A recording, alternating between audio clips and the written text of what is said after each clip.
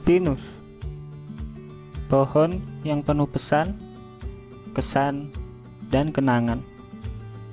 Namun apakah teman-teman tahu kalau pinus memiliki banyak manfaat? Yang salah satunya yaitu sebagai bahan pembuat kertas. Bersama saya, Valadrian. Kali ini kita akan mengulas lebih dalam tentang pinus untuk papermaking. Sebelum itu, alangkah baiknya kalau kita pertama-tama mengenal apa sih pohon pinus itu.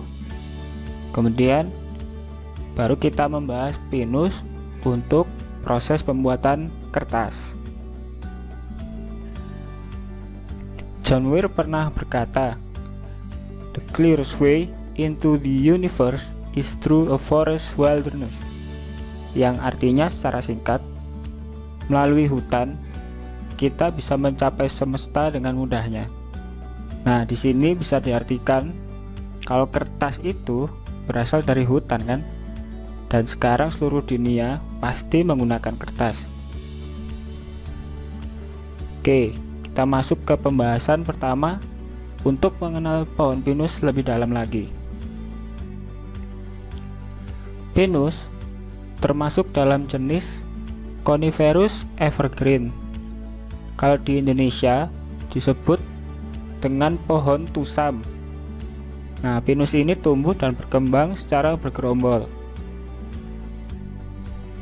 Dan habitat dari pinus ini yaitu berada di dataran tinggi dengan suhu sekitar 18 derajat Celcius hingga -3 derajat Celcius. Kemudian tumbuh di tanah yang berpasir serta memiliki serapan air yang baik. Dan pH tanah untuk habitat pinus ini beragam, jadi bisa tumbuh di tanah yang pH-nya asam maupun basa. Dan biasanya tumbuh berada di ketinggian 400 hingga 2000 mdpl. Nah, untuk morfologinya ini ada 4 secara umum. Yang pertama, dari pohonnya itu sendiri memiliki tinggi 20-40 meter dengan diameter 70-90 cm. Dan daunnya berbentuk jarum dengan panjang 10-20 cm. Lalu kayunya memiliki kayu gubal yang memiliki tebal 6-8 cm dan biasanya dapat dipanen atau diperoleh pada umur 15 tahun serta memiliki tajuk atau bentuk secara keseluruhan tumbuhan berbentuk kerucut. Oke, masuk ke agenda yang kedua yaitu pinus untuk pembuatan kertas atau papermaking. Nah, pinus ini sendiri tergolong dalam softwood. Nah, apabila dalam pembuatan kertas ini masuk dalam kategori needle bleach kraft pulp atau biasa disebut dengan NBKP. Nah, NBKP itu sendiri memiliki arti kalau si pinus tadi memiliki serat atau fiber berukuran panjang. Nah, ini adalah gambaran dari fibernya itu sendiri dari pinus.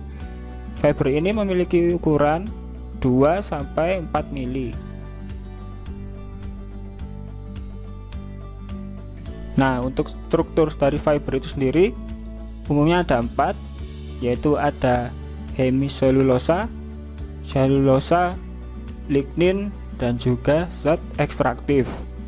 Bisa dilihat pada gambar ini. Nah, yang tadi saya sebutkan tadi ada 4, ekstraktif, lignin, hemiselulosa, dan selulosa. Ini memiliki kandungan masing-masing ya. Jadi untuk ekstraktifnya, zat ekstraktif yaitu sebesar 3%, untuk ligninnya yaitu sebesar 28%, hemiselulosanya sebesar 27%, dan selulosanya yaitu sebesar 42%. Nah, ini adalah ukuran fiber dari pohon pinus. Jadi ini memiliki diameter luar yaitu sebesar 27 mikrometer dan diameter dalamnya sebesar 16 mikrometer. Nah, untuk ukurannya juga fiber dari pohon pinus ini memiliki panjang kurang lebih 3,5 mm dan tingkat kekasarannya yaitu sekitar 0,16 sampai 0,23 mg per meter, serta untuk jumlah fibernya itu adalah 2,5 juta per gramnya. Nah, untuk softwood ini atau NBKP memiliki beberapa karakteristik, yaitu yang pertama adalah tear. Tear ini dalam artian dia tidak mudah sobek. Nah, yang kedua yaitu tensile. Untuk NBKP, tensilenya ini kuat, jadi memiliki kekuatan kertas yang cukup kuat. Yang ketiga adalah wet web. Nah, karena ini tensilenya tinggi, jadi dia agak susah untuk pengeluaran airnya, sehingga secara harfiah biasa disebut dengan wet web atau kertasnya itu masih basah karena pengeluaran air yang cukup sulit dalam proses pembuatannya atau proses pengolahannya. Kemudian yang keempat adalah cost more. Artinya untuk mengolah si NBKP ini atau softwood ini kita memerlukan biaya yang cukup tinggi karena pengolahannya yang cukup rumit. Dan relate ke nomor 5 yaitu more difficult process. Jadi dalam pengolahan NBKP ini prosesnya panjang dan cukup sulit. Jadi bisa disimpulkan kalau pinus ini hidup di dataran tinggi dengan suhu yang cukup dingin.